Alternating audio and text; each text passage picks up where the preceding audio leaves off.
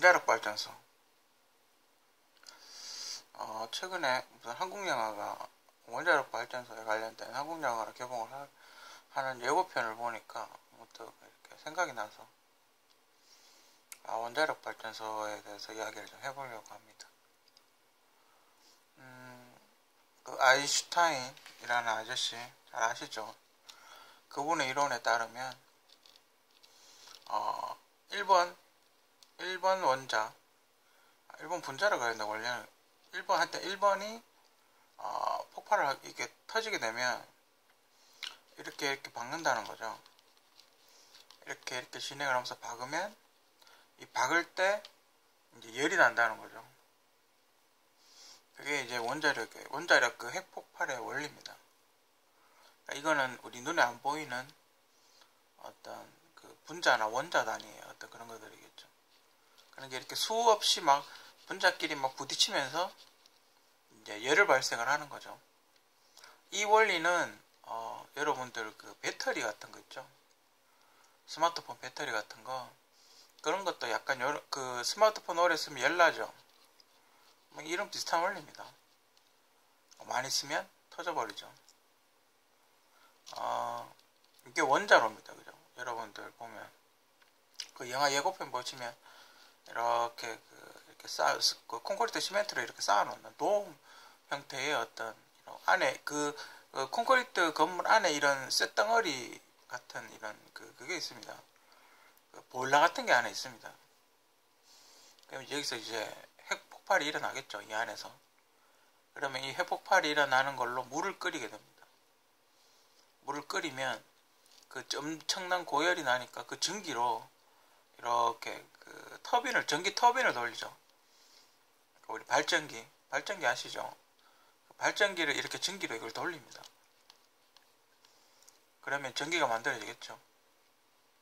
그럼 다시 이렇게 내려와서 이제 바다 이렇게 한번 정화를 하든지 해서 바다로 이렇게 보내겠죠. 그리고 이렇게 찬물로 들어와서 냉각기 안에 이제 우라늄 같은 걸 저장해 놓고, 이 냉각기 안에 우라늄 같은 걸 저장해 놓는 가장 큰 이유는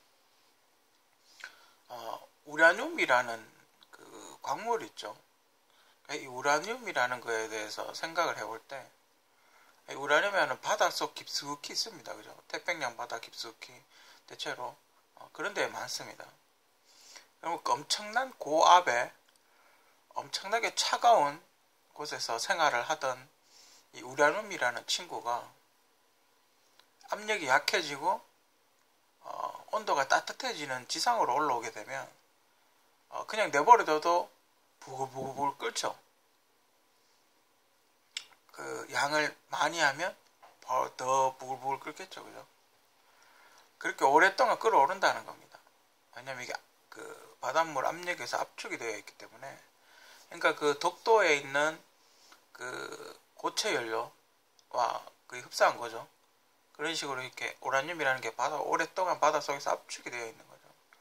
그렇게 압축이 냉각되어 있던 그 압축의 어떤 그 광물이 지상으로 나오게 되면 이렇게 방금 이야기했던 것처럼 부글부글 끓겠죠. 그죠?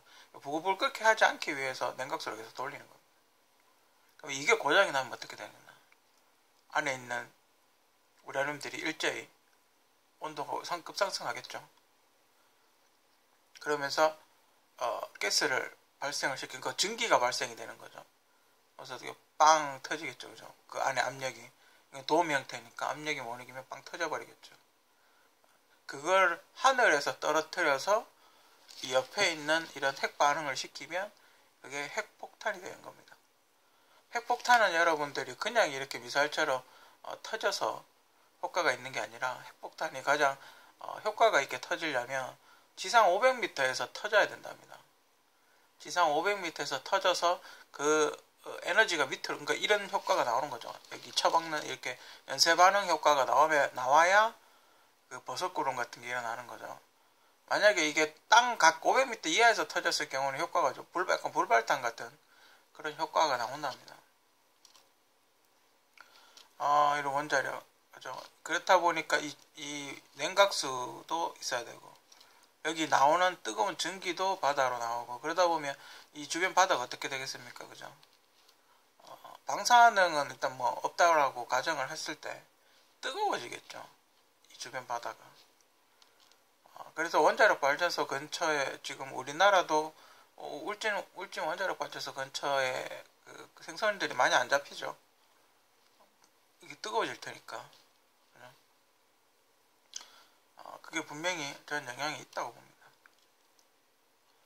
원자력 발전소를 물론 원자력이 싸니까 많이 운영을 하겠지만 제 그 개인적인 생각은 원자력 발전소를 운영하는 나라는 어느 정도 핵미사일에 대한 연구를 하고 있다라고 그렇게 생각이 듭니다. 뭐 가격이 싸다고 뭐 그렇게 이야기를 하는 것도 있지 않아 있긴 한데, 어느 정도, 그죠? 한국도, 원자력 발전소를 운영을 하면서 핵미사일에 대한 그 원자, 핵폭탄에 대한 연구를 어느 정도는 하고 있는 거죠. 우리나라도 지금 마음만 먹으면 핵폭탄 만들 수 있을 겁니다. 그죠? 지금 이제 발사체, 그 로켓같이 날아가는 미사일, 발사체 연구는 계속 하고 있죠. 근데 그 옛날 미국에서 한국은 이제 한국이 좀 1200km까지 발사를 할 수 있는 발사체 연구를 할 수 있는데, 그전에는 되게 힘들었죠. 한 200m까지밖에 못하는 걸로 그렇게 저는 알고 있었는데, 이 핵탄두 지금 북한에서 하고 있죠. 북한에서 지금 하고 있는 실험들, 대륙간 탄도미사일 같이 큰 로켓 위에 그 인공위성이 들어가는 자리, 삼각불의 꼭지점, 거기에 이제 핵탄두, 소형 핵탄두를 넣고 쏘는 거죠. 그리고 지상 500m에서 그걸 터뜨려 버리는. 그러면 그게 이제 핵미사일이 되는 겁니다. 어느 정도 저희가 보기에 어느 정도 그런 연구를 하고 있다고 개인적으로 생각이 들고, 그렇지 않고서는 핵발전소가 큰 의미가 있나요? 물론 지금 한국같이 대용량 전기시설을 필요로 하고 제조업이 많고 그런 나라에서는 원자력 발전소가 필요하죠. 수력 발전도 있고 하지만 가장 그래도 아직까지는 효율이 가장 높은 게 원자력 발전소이기 때문에 어쩔 수 없지. 그것도 그 원자력 발전소는 또 고부가가치 산업이기 때문에 굉장히 좋죠. 써먹을 때가 많죠. 이걸 만약에 소형 원자력 발전소를 만드는 기술이 확보가 된다면, 그 배에다가, 그죠? 지금 미국의 핵추진 항공모함 같이 큰 배에다가 이걸 할 수도 있고, 그죠? 또 잠수함에도 쓸 수 있고, 그리고 이게 연료를 한번 주입하면 한 40년은 그냥 쓴답니다. 그렇기 때문에, 이게 굳이 들락달락 할 필요 없고, 그죠? 식료품 보험을 어디서 받으면, 계속 이렇게 운행이 가능하죠. 그래서 참 매력적인 에너지원이긴 한데, 그에 따른 위험 부담이 굉장히 크죠. 만약에 사고가 났을 경우, 일본 원자력, 같이 사고가 났을 경우, 어마어마한 거의 재앙 수준의 어떤 피폭을 당할 수 있다는 그런 단점이 있죠. 러시아에서도 한번 터졌었는데, 그때 이제 러시아에서 한번 터졌을 때 그때 원자력 사고의 어떤 그런 심각성을 나타나게 됐죠. 거의 피폭된 것보다 더 심하죠. 그러니까 일본은 지금 피폭이 됐는데 사람들이 살고 있지 않습니까? 근데 원자력 발전소가 터져버리면 그 안에 저장된 핵연료봉, 여기 냉각수 안에 있는 핵연료봉 같은 게 다 없어질 때까지 계속 방사능에 노출이 되는 거죠. 어떻게 접근을 하면 죽어버리니까. 그죠? 제 나름대로의 핵발전소 연구, 어떻게 하면 핵을 잡을 수 있을까에 대한 어떤 생각을 한번 해봤는데, 결론은 이 냉각수죠. 결론은 이 냉각수입니다. 즉, 어떻게든 이게 고압의 차가움에, 그러니까 여기를 이렇게 때리는 이 분자의 움직임을 멈춰야 되죠. 그죠? 이 연쇄 반응에 일어나는, 그래야 불이 꺼지겠죠. 그죠? 이 고리를 끊어야 되는 겁니다. 고리를 이렇게 끊어야 되는 거죠. 못 부딪히게 이 원자력 발전소 안에 있는 중성자가 밖에 나오더라도 못 부딪히게, 이걸 할 수 있는 거는 하나밖에 없죠. 액화질소.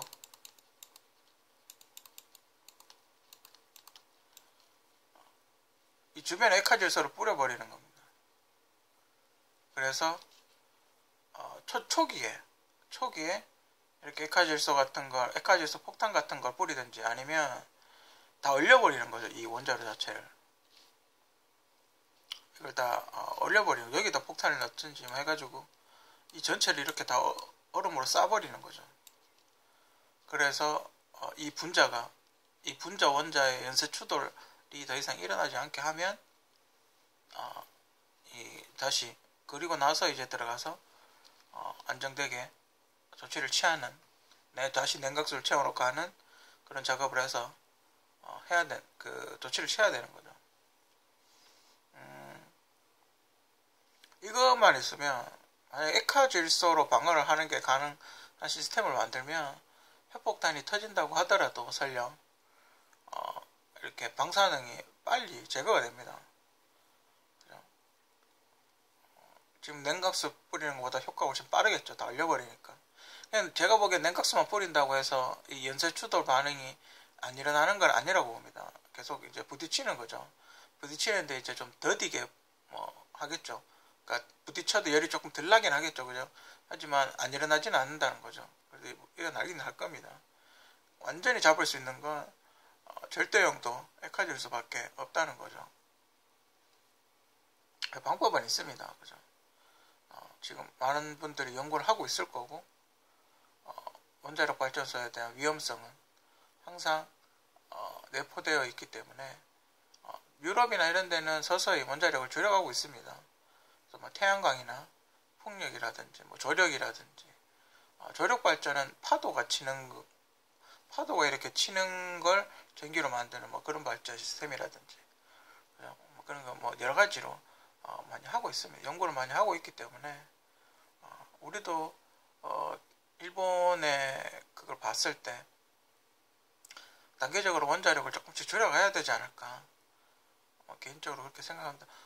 많은 분들이 연구를 하고 있는 걸로 알긴 하는데 아직까지는 전기 생산 단가가 원자력이 싸기 때문에, 그리고 여태까지 원자력 기술을 확보하고 있던 사람들, 원자력을 써서 이렇게 돈을 벌던 사람들이 원자력이 없어지는 걸 원치 않겠죠.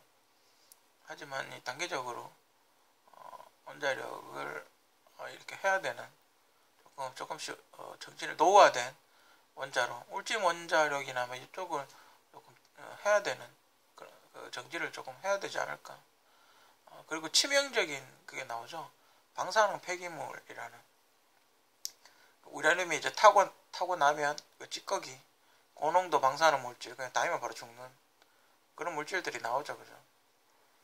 지금 중국의 홍콩 쪽이라 그래야 되나? 중국에도 바닷가에 지금 원자력 발전소가 굉장히 많습니다. 그러니까 우리 바로 건너편, 황해 바로 건너면 상해부터 홍콩 쪽까지 원자력 발전소가 굉장히 많은데, 저는 조금 걱정이 되는 게, 이게 만약에 터져버리면, 그죠? 그 영향이 고장이 나든지 터지든지 해버리면 지금 우리나라에도 영향을 미칠 텐데 조금 걱정이 됩니다. 근데 중국이 지금 공업화가 한참 진행 중이기 때문에 그걸 하겠죠. 발전소를 줄이지는 않겠죠. 계속 돌리겠죠. 그죠? 그렇다고 화력발전소를 돌리기에는 분진이 너무 많이 나오고 단가도 세고, 그죠? 조금 걱정입니다. 그죠?